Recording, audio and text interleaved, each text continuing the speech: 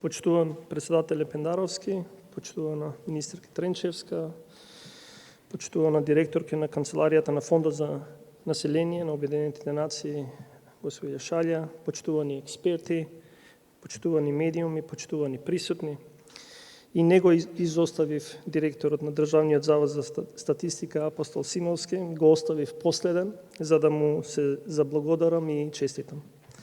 Ви честитам вам, директори, и на вашиот тим, кој знам дека е малку броен, што значи дека заслугите на сите вас се уште поголеми и позначајни. Ви честитам и ви благодарам на посветеноста и професионалноста, што Државниот завод за статистика го претварате во институција која треба да биде. Вашата работа е непроценлива важна. Затоа што да не успееме да планираме, значи дека планираме да не успееме.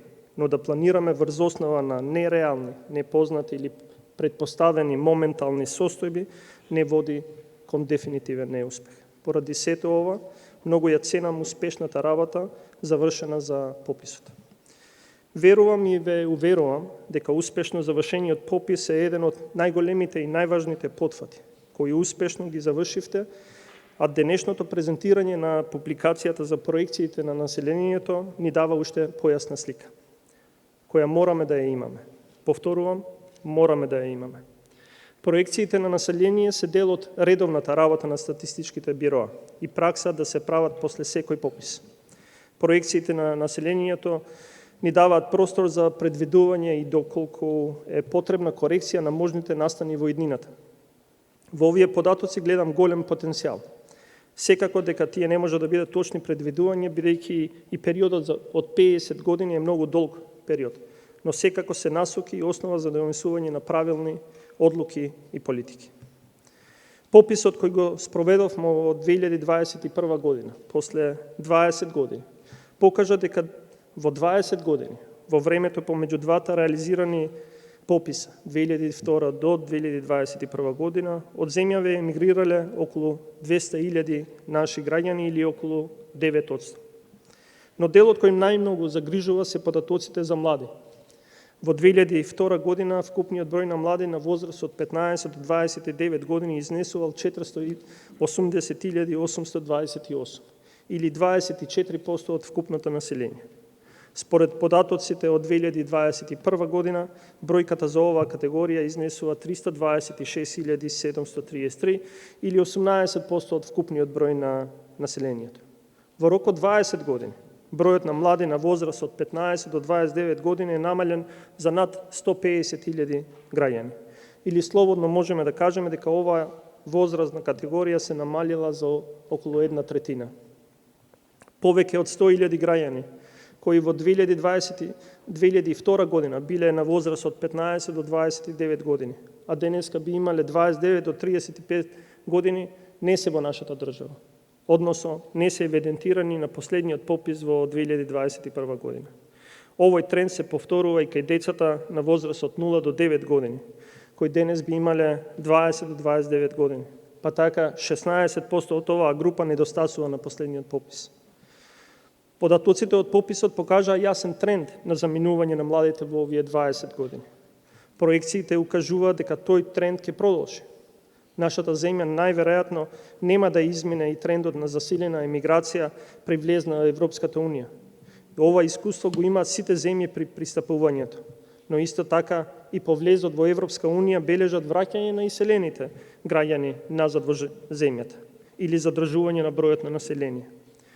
Денеска заедно ќе ги гледаме и презентираните податоци од проекциите на населението, според кои следните декади ќе бидат одбележени со намалување и старење на населението. Делумно поради намалување на стапката на фертилитет, изголемување на животниот век, делумно поради емиграција на населението, посебно за младите.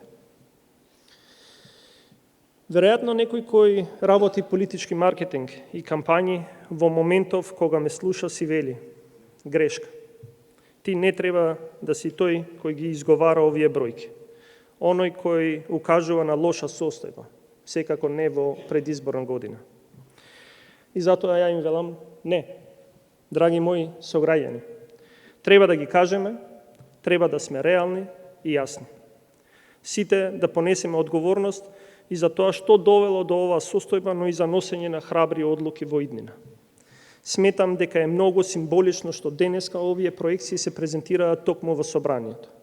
За неколку месеци парламентарната сала ќе биде исполнета со нови 120 имиња и презимиња. Ако сите тие, но и сите вие, сите ние не работиме заедно за да одговориме на предизвиците, кои е јасно дека се пред нас, за жал се плашам дека проекциите може да станат реалност. И не смееме да ги пречутуваме, како вели она македонската народна, да ги ставаме под техпи, затоа што тие не исчезнуваат, веќе се сопнуваме на нив. Некој 20 години ни ги сокривал под тепих, 20 години не преземал ништо, 20 години некој ни ја крадел иднината. Време е за поиноко. Сметам дека следните неколку години се нашата шанса за да направиме вистинска промена, која почнува од сите нас. Затоа ве молам, сите до кои ќе стигне можеби оваа моја порака денеска, да бидеме корективет кој ни е потребен. Не критичарот, корективот. Да можеме да гледаме во податоци, во предизвици, без порив за обвинување, туку со желба за подобрување, со разбирање на поголемиот контекст кој се случува околу нас и разбирање на нашето место и улога во него. А потребата за решение е иста, веруете, и за Фатмир, и Бојан, и Арта, и Маја, и Емра, и Елвис. Решението е во носење на системски промени и одлуки, кои носат предвидливост и доследност, без разлика на политичката волја, што носи нешто што е непроценливо важно за секој развој, а тоа е јакнење на сигурноста и довербата. Само со постојана реафирмација на сигурноста и довербата може да имаме слобода која носи кон креирање и исполнување на потенцијалите.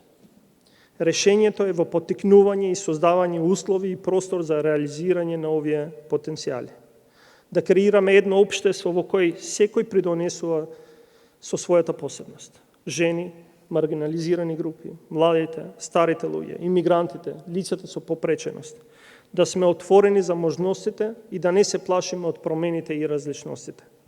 Ова значи да градиме поинклузивна и отворена држава. Да не ги следиме демографските случувања згрчени, исплашени и во шок, туку во нив да гледаме можност за креирање на поголема инклузивност и негување на човечкиот капитал. Преку креирање на политики кои им го олеснуваат пристапот на жените на пазарот на трудот, привлекување на надарени луѓе однадвор, да ги охрабриме старите луѓе да останат активни и после пензионирањето во своите заедници, во економијата и во јавниот живот. Инклузивните општества се далеку поотпорни на демографските промени, со многу поголема веројатност да напредуваат без оглед на бројната состојба на населението. Решението е во завршување на интегрирањето кон Европската Унија и економски раст. Решението е јасна визија. Токму затоа ја креиравме националната развојна стратегија која е заедничка резолуција, визија, за тоа каде сакаме да бидеме сите ние заедно со развојот на нашата држава во следните 20 години. Нејзината реализација треба да ги надминува личните и партиските приоритети, затоа што националната развојна стратегија ги исцртува јасно нашите национални интереси. Тие се јасно поделени во 6 стратешки области, кои е лесно да се следат и унапредуваат. Националната развојна стратегија ја зема предвид демографијата како крос-катинг планирање низ сите области, а во неја се веќе интегрирани и овие проекции на населението.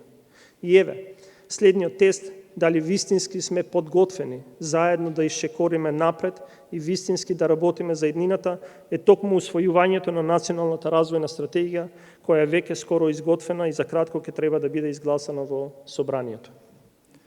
Почитувани, овие проекции, резултатите од подписот и се она што се креира како резултат од општествено живење и може да се измери, треба да го мериме, бидејќи само така можеме да носиме информирани политики базирани на докази.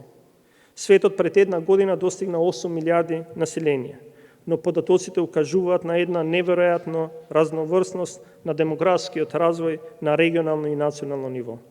Овие светски демографски движења, но и домашните, мора постојано да ги имаме предвид и да бидат главна поидовна точка при секое планирање и носење одлуки. Податоците укажуваат дека голем број земји, вклучително и нашата, бележат пат и старење на населението. Затоа имаме избор. Да се плашиме да погледнеме во реалноста, како што тоа го се правило со години, децении наназад, бидејќи ова не е процес кој е почнат неодамна, туку уште во 60-тите години. Само за него, јавно и гласно, посебно не политичарите, не зборувале. Или пак, да креираме нов стандард за како се соочуваме со предизвиците. А тоа е со реално согледување и заедничко креирање на решенја и носење на храбри одлуки. Затоа што пак тоа ќе ни даде шанса за заедно да создадеме држава во која луѓето ќе сакаат да живеат, во која ќе сакаат да креираат и создаваат семејство, дополнително да креираме услови да имаат онолку деца колку што посакуваат.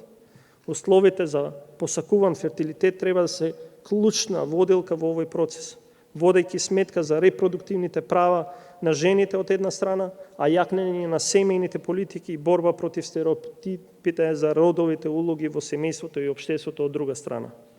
Да сме отворени кон различностите, кои можеби ќе бидат додадена вредност на нашиот пазар на труд.